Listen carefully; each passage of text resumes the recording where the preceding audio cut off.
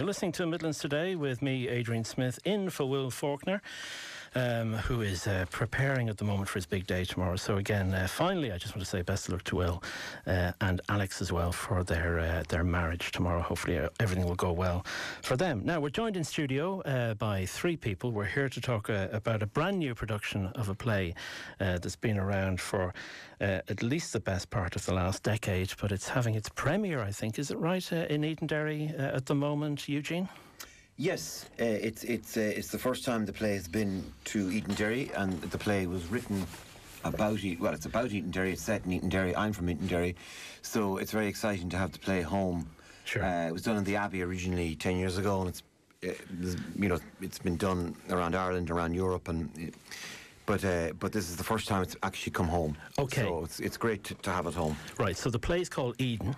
Yes. So it's pretty obvious what it's about and where it's about. Yes, it took me many hours to think of the title. It's a play. It's a kind of monologue play. Two people, married couple, who are kind of not communicating with each other, and it's about a weekend in their lives where the guy kind of has his eye on this young one called Imelda, and he thinks if he can get off with Imelda, he'll be a kind of full man again. Okay. And his wife wants to try and reignite the spark in their marriage, and she's kind of lost some weight, and it's about this weekend, and it's about whether they can get back together or not is the question. Okay. And it's kind of set in Edenderry. It's kind of it's very awfully speak and slang and humour and okay. All that. So it's a kind of funny, sad play. Sure. Now, we're joined as well by, which is a good thing. Yeah. I think always in drama. We're joined as well by Ronan Wilmot, who is the director of the play, and also by Ben Mulhern, who is performing in the play. Ronan, tell us about the space you're in. You're in Larkin's pub in Edenderry. Is that an interesting venue for you to be in? It is. We've made it into an interesting venue. It was a restaurant, and Sinead O'Reilly, who's the arts officer for Offaly here, she suggested that we go down and talk to Larkin's, because I was hoping that the play had not been done. When Eugene allowed us to do his play, I'd hoped that it had never been done in Edenderry, and that turned out to be the case. So Sinead directed us towards Larkin's in Edenderry, and they very decently came on board, and they rejigged their restaurant because, as we know, the tiger has taken off. Yeah. And so we've turned it into a beautiful, small, intimate theatre, what was the restaurant in Larkin's in Edenderry. So it's a gorgeous little space. And as Eugene was saying, it's perfect because it's just a two-hander telling their story. So it's perfect little venue.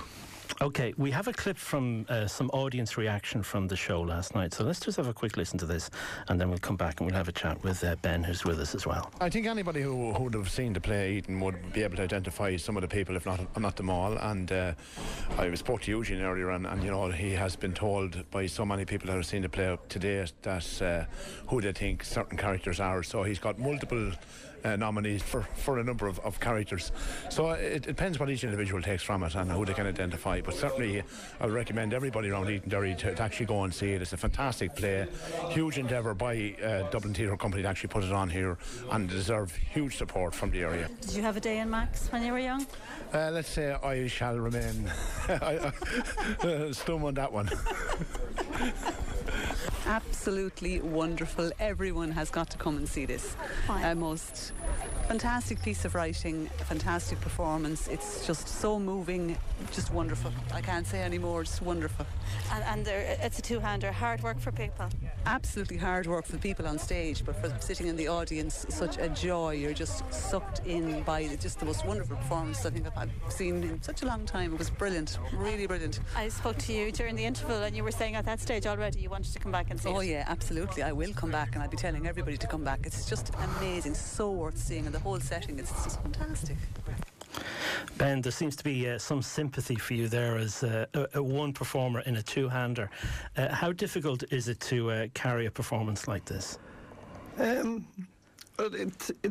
not that hard when you can relate to the character, and when you have all the lines down and the whole lot, it's actually enjoyable. It's really It's really good once you get up there and get into it, and because it's storytelling, you're bringing it to the audience, right? So you kind of feel, you know, everybody's a part of it as well. Yeah. You know, it's not just, you know, it's different when the audience are right there with you. And how did you connect with these two guys in terms of coming together with this production? How did that happen? Well, I actually played the part of Billy in the new theatre in Dublin, which Ronan is part of, and it was him that came to me then and asked me would I come on board. And sure.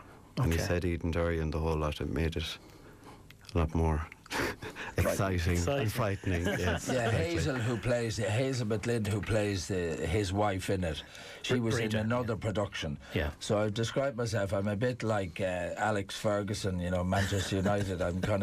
I've signed them up on the transfer deadline, you know, to come in and do it. And well, that's the job, isn't it, of a director or a producer in movies? Is to spot the talent, to bring it forward. It made life easy for me because they both knew the lines, so it made my job easy. But then, very decently, Eugene came on board because he was apprehensive about that, sure. and he gave it its endorsement, you know. Sure. Eugene, people were talking in the clip there about recognising some of the characters in the play itself. Are there recognisable Edenderry people in the play? Well, you have to be careful about that. People think that they know who they are. Okay. There were certain people that when you're writing, you take things from life and then you make a lot of it up. Yeah. So there is certain characters, but everyone asks who. There's a character that Billy refers to in the play called James Galway, the man with the golden flute, because he's a ladies' man. And there was several James Galways around Edenderry when I was growing up. But everyone thinks they know the real James Galway, and they say, I know who that is. And I said, well, it's not that. It's actually a mixture of him and another guy. But there's a bit of crack with that, you know. Sure. Okay. And various other characters. But, it's a universal play, really. It's about man, woman not communicating. It's about loneliness. It's about love. It's about sex. It's about a lot of things. And it could be set in any small town in Ireland. It just happens to be, I'm from Offaly, so it's set in Offaly. And, it's all that. I'm always quite struck when I drive, when I approach Edenderry, especially from the Tullamore side, the landscape around the bogs there. It's very, very. It's a unique place, I think. Absolutely. In terms of the look of the place and the feel of the place, and not to sound too pretentious, but it has this, for me, it has this kind of Bergman type look about it. It can be barren. It's barren, especially in the winter. And it can be kind of very lonely looking. And barren, and like we've used it a lot in the Pure Mule, the TV show that I wrote, and the film of this play, we always kind of try to use that landscape as much as possible. Really, it's so cinematic and flat, and kind of suggests kind of loneliness and angst. Yeah. Well, that's I think there's another movie to be made around those lands somewhere there. I totally think so as well. Absolutely. Yeah. To really use them, because they haven't been used enough in Irish film, I think. Yeah. Ben, tell me a little bit about your heritage in directing and acting over the years. Sorry. Ronan Wilmot, yes. Yeah, I've worked in the Abbey. I've worked with the Royal Shakespeare Company. I've worked with the Gate, the Royal Court in London. You know, I've been at it all my life, really, since I left university.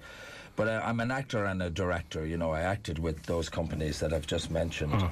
But I've directed in New York and in Berlin and in Dublin. You know, but I run, as Ben was saying, I run a small theatre in Dublin, the new theatre in Dublin with Anthony Fox. You know, it's a beautiful 66-seater theatre at the back of the Connolly Bookshop. And that's where I saw Ben acting, you know, and I'm happy out in there. I live up in Kilmainham. All my kids are grown up, and I cycle into town and I run this small theatre, as I say, with Anthony Fox, and we have great crack, and it's a wonderful way, you know, at this stage of my life to be living, and to have this opportunity to talk and work with people like this. Yeah. No, I know you're in Larkin's pub. It's not a purpose-built space, but you said it's a good place to be for this particular run, and they've done a lot of work to accommodate you there. But there has been a proliferation of artistic spaces around the various county towns, if you like, in Ireland in recent years.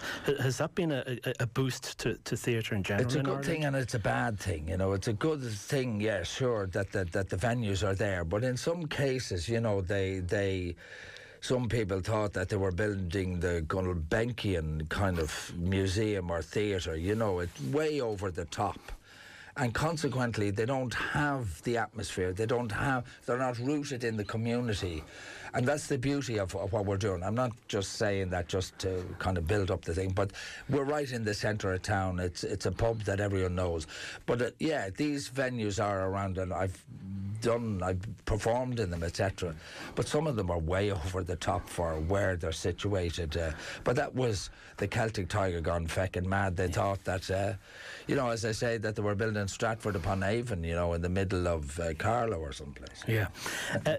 Ben, just in terms of your own input into the whole project, and I'm aware that the author is sitting right beside you here, but at what point in the process do you say to yourself, this is actually going to be really good? I like the way the words are hanging in this one.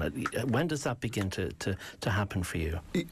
Well, it's the one thing that I always find is that when you read a script, what hits you then is what it always keeps coming back to you. And it's the honesty of it. And I mean, the one thing that really grabbed me from the start was just the pure honesty of it. And Billy, the character that I played, that, you know, you can see him wherever you go. And all the other characters in it, you know, they just stand out so much and you can relate to them. And that's really what... And like when you read the script 20, 30 times, you still keep going back to those things that hit you at the very start, and they're always there, you know. Yeah, and Eugene, in a production like this, and Ronan, I suppose, as well, how much leeway and flexibility is there in terms of the words you've written for Ben to jump in and say, well, maybe we should say this, maybe it should be expressed this way, that way? How much does the text change during the rehearsal process? Well, I think it probably depends on if it's a new play. I think it's absolute carte blanche. You know, when you're developing in rehearsal and it's a new play, everyone jumps in and, and there's a lot of rewriting goes on in that when it's a new play. This play has kind of been done many, many times and it's 10 years old, so it's there because it works. Yeah. So it wouldn't be touched now, you know what I mean? I think. Well, we didn't. Totally. But if it was a new play, you would. You're tinkering with it all the time. But this is kind of tried and tested. But this is such an amazing play. Like it's iconic in my. You talk brilliantly. Your question there about the Midlands and everything. Well, I'm from Dublin, even though my father was from Listowel, so I know the small town, but only from visiting. Sure. But what Eugene O'Brien has captured is that small town and this, the ordinariness of it, and yet it's manic. It's a crazy kind of world, but that ordinariness of it, and what has been brilliant about it is that the canvas that Ben Mulhern and Hazel McLean paint in this is truthful to that. It's truthful to Eugene's words, and it's truthful to the canvas that they're painting, and that comes over, and that's what is grabbing the audience. Sure. That it's a truthful interpretation of his brilliant words. Yeah. Okay, you did mention Eugene right at the beginning, Pure Mule, and your association with that project obviously is well known to people. If people are coming to this play, how likely are they to recognise some of your style and some of the storylines and characters? Very much. I mean, Eden was. I was approached by kind of producer after they saw Eden and said, would you like to do a TV show? So, and the term Pure Mule first is in the play. I think it's the breed of character talks about Pure Mule and what it means, and it can be, whatever. Yeah. So it's very much, it's the same. And Pure Mule, the TV show, each episode was structured like Friday, Saturday, Sunday, and a Monday aftermath. And this play is structured in the same way. It's a Friday night, Saturday night, Sunday night, the holy trinity of the weekend. You know what I mean? Friday, Johnstown Bridge, Bees Knees. Saturday, Spiders nightclub in Tullamore. And Sunday then would be Max Bar in Edenderry, or Paddy McCormack's as it used to be years ago. And that's the universe. And that is the universe. Yeah, so it was structured the same way as Pure Mule. So it's very, if you liked Pure Mule, you'll get into this completely. It's the same thing. It's the same themes of kind of, it's sad, but it's kind of very funny. Sure. There's a lot of almost stand-up in this, really, with Billy and his observations about the town. And we must give honourable mention to Hazel McGlynn as well, who plays Breda and who's not with us today, but that is the entire company for this production. Yes, it's a really good production. Okay. I'll say again, I'm very, really pleased with it last night. I saw it and the audience really went for it, so I think, come along. Okay, absolutely. And you can go along. It's on in Larkin's Bar in Edenderry. It started last night and it's on till August the 14th, Tuesday to Sunday at 8:30 p.m. and admission is €12. So please do support local theatre, and many thanks to Eugene O'Brien, the writer, for coming in, Ronan Wilmot, director, and to Ben Mulhern, the actor, one of the two actors in the performance. Thanks guys for coming in this morning. Cheers. Thanks very much.